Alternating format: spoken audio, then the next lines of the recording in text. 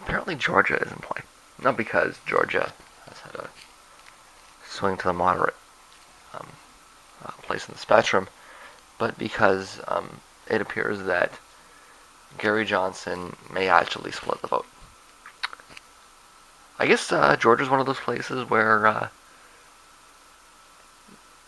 the Democrats could win on a vote split. They routinely get in the low to mid 40s.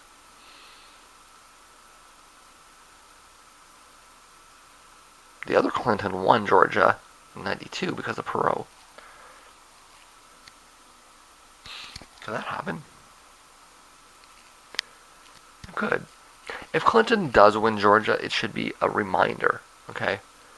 The vote splitting happens not as a consequence of insolent voting bases, but as a consequence of poor political leadership. The fact that you're dealing with Donald Trump just amplifies the situation. You're going to hear people complain that, you're splitting the vote, you're going to look at your candidate, okay? Those voters are making the sane choice. You should not blame the voters that are refusing to vote for Trump and are voting for a third party instead.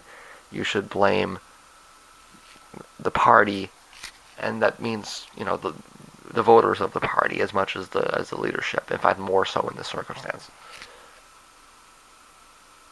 for picking an unelectable candidate. Your party is not more important than your country. Your party allegiances are not more important than your appeals to basic decency and common sense.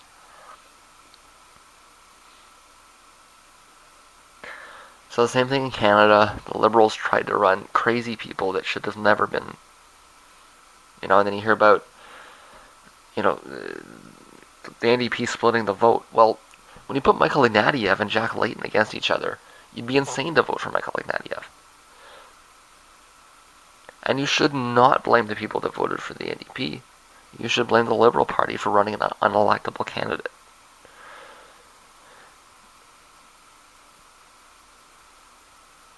And likewise, if Clinton wins Georgia because of the split in the vote, it's just another reminder. It's amplified that much more due to the obvious unfitness of Donald Trump. And I'm not, really coming down on the other side very strongly. You don't have to go very far on my page here to see that.